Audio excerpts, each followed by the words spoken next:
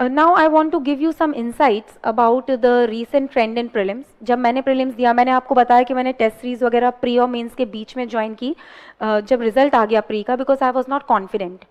मेरा 98 मार्क्स है प्रिलिम्स में, actually not even 98, I have 97.9, so around 98 मेरे मार्क्स हैं पेपर 1 में. समझ में नहीं आ रहा था, ऐसा लग रहा था कि ये कट ऑफ के ऊपर ही जाकर के रुकेगा या पीछे होगा, क्या होगा, no idea. So I became very anxious. तो पढ़ाई तो शुरू कर दी थी, लेकिन अभी भी मैं उतनी कंफर्टेबल नहीं थी. इसका रीज़न क्या था? पेपर को जज नहीं किया. पेपर में कुछ रैंडम क्वेश्चंस दिखे, वो भी कर रहे हैं. नहीं पता है क्यों, क्योंकि आदत तो थी वो 90 क्वेश्चंस करेक्ट करने की. Process the paper, otherwise you will go into negatives. मतलब 90 क्वेश्चन करने के बाद अगर किसी के 98 मार्क्स हैं, तो यू कैन इमेजिन कि गलत कितने रहे होंगे. Please one more thing, cut off is falling down. अभी 92 पॉइंट समथिंग है इस ईयर का. आई थिंक जो अभी प्रीलिम्स हुआ है उसका भी कट ऑफ नीचे ही होगा, as per my own experience, as per my analysis. So what should you do? Why cut off is falling?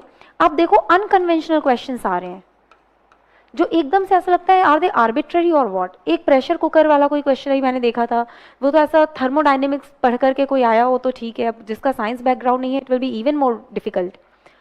What to do? Leave them. Cut off is also falling down ना, so you don't need to worry about it. आपको क्या करना चाहिए ऐसे में? Focus on the low hanging fruits. What are your low hanging fruits?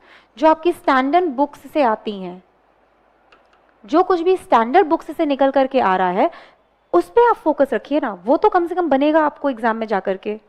उतना करने की कोशिश करिए कि एटलीस्ट वो गलत ना हो. अनकन्वेंशनल क्वेश्चंस के पीछे भागेंगे तो एक तो पता ही नहीं चलेगा कि वो कौन से रिसोर्स से है, वो रिसोर्स कितना कॉस्ट बेनिफिट आपको देगा, उसका भी आपको एनालिसिस करना पड़ेगा. उससे बेटर है focus on your standard books. और फिर टेस्ट सीरीज की क्या यूटिलिटी है? One of my friends asked me कि अगर ऐसा प्रीलिम्स में पेपर आएगा अनकन्वेंशनल, तो टेस्ट सीरीज से क्या फ़ायदा है? टेस्ट सीरीज से फ़ायदा ये है कि ये चीज़ें गलत नहीं होंगी. हिस्ट्री पॉलिटी वगैरह से जो क्वेश्चंस आ रहे हैं स्टैंडर्ड, एटलीस्ट वो तो सही होंगे. वही आपको प्रीलिम्स क्वालिफाई करा देंगे, क्योंकि कट ऑफ इज नॉट 150 और 160, it is only 92 93 likewise. Focus there. Prelims आपकी मेरिट नहीं बना रही, आपको सिर्फ निकालना है. तो उस तरीके से सोचिएगा.